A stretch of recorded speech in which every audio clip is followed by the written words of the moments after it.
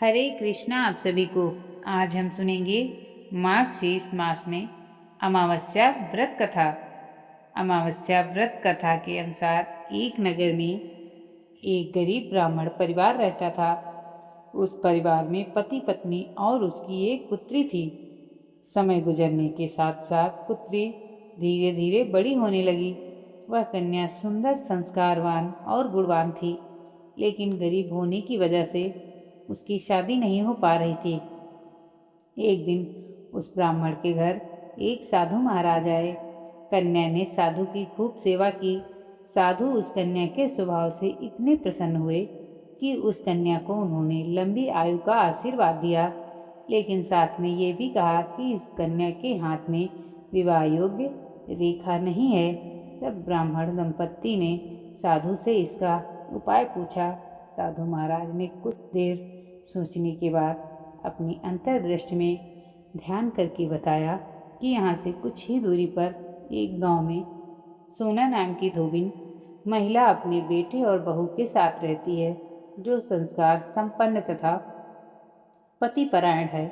यदि यह कन्या उस धोबिन की सेवा करे और बदले में वह महिला प्रसन्न होकर इसकी शादी में अपनी मांग का सिंदूर लगा दे और उसके बाद इस कन्या का विवाह हो जाए, तो इसके कन्या का वैधव्य योग नष्ट हो जाएगा।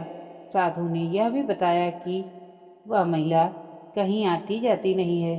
यह सुनकर ब्राह्मणी ने अपनी बेटी से सोना धोबिन की सेवा करने को कहा। अगले दिन से ही कन्या प्रातः काल उठकर सोना धोबिन के घर जाती और वहां जाकर उसके घर की साफ सफाई और अन्य सारे कार्य करके अपने घर वापस लौट आती। एक दिन सोना धोबिन ने अपनी बहू से पूछा, तुम तो सुबह ही सारे काम कर लेती हो और मुझे पता भी नहीं चलता।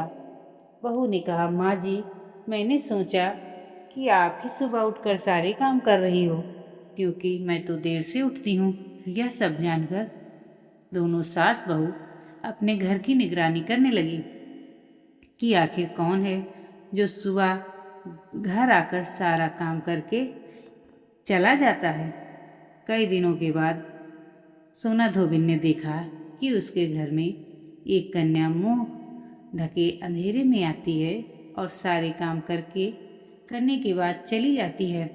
जब वह कन्या जाने लगी तो सोना धोबिन उसके पैरों पर गिर पड़ी और पूछने लगी कि आप कौन हैं और मेरे घर की चाकरी क्यों करती हैं। तब कन्या ने साधु द्वारा कही गई बात सोना धोबिन को बताई। सोना धोबिन पतिपरायण थी और उसमें तेज था। वह उस कन्या की मदद करने के लिए तैयार हो गई। सोना धोबिन के पति थोड़ा अस्वस्थ थे। उसने अपनी बहू से अपने लौट आने तक घर पर ही रहने को कहा। सोना धोबिन ने जैसे ही उस कन्या के मांग में अपना सिंदूर लगाया, सोना धोबिन का पति मर गया। उसे इस बात का पता चल गया। सोना धोबिन उस दिन अपने घर से निराजल ही चली थी, यह सोचकर कि रास्ते में उसे कहीं पीपल का पेड़ मिलेगा तो वह उसे भंवरे देकर और परिक्रमा करके ही जल ग्रहण करेगी। उस दिन अमावस्या थी।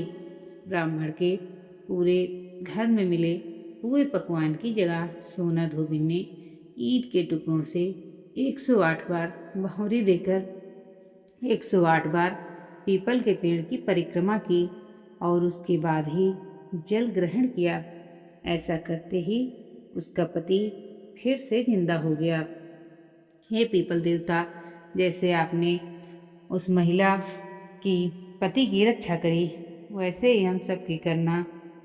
धन्यवाद।